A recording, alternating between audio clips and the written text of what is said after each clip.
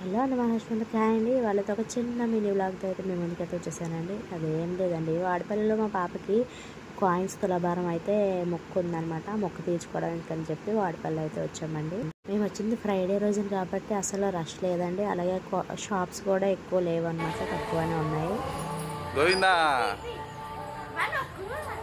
Video Govinda అను యశ్వంత్ ఇదిగో గోవిందా. మేము ఎక్కువ వచ్చిన తర్వాత రష్ అయితే చాలా తక్కువనే ఉందండి, ఫ్రైడే కాబట్టి. లక్కీగా తక్కువ ఉంది కాబట్టి రష్ ఫాస్ట్గా అయిపోయిందండి.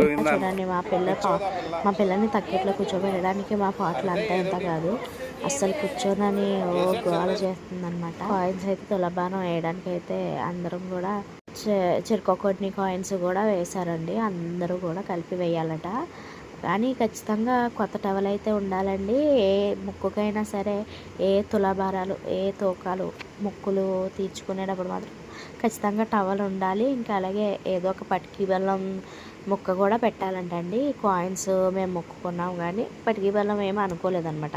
సో ఇంకా అక్కడ అప్పటికప్పుడు దొరికింది కాబట్టి సరిపోయిందండి. లేకపోతే పటికీ బెల్లం అనేది తెచ్చుకోలేదన్నమాట. మనం పటికీ బెల్లం కూడా కొంచెం స్వీట్ అనేది పెట్టాలంట కాయిన్స్ వేసాక. చూడండి, మేము తక్కెట్లో కూర్చోబెడుతుంటే ఆ పిల్ల ఎట్లా ఉరుక్కుంటూ దిగుతుందో కిందకి.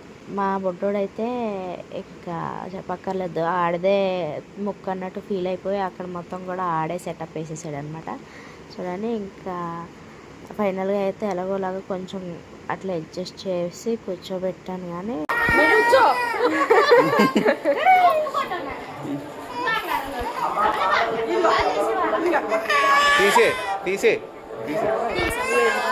ఫైనల్గా మా మొక్క అయితే పూర్తి చేసేసుకున్నామండి. చాలా మంచిగా అయితే దర్శనం అయితే జరిగింది. వాడపల్లి వెంకటేశ్వర స్వామి గురించి మీకు ఐడియా ఉంటుంది, చాలా ఫేమస్ అనమాట. మీలో ఎంతమందికి తెలుసో నాకైతే ఒక కామెంట్ అయితే చేయండి. ఈ లైన్ వచ్చేసి ప్రసాదం అండి, పులిహార పెడుతున్నారనమాట. ప్రసాదం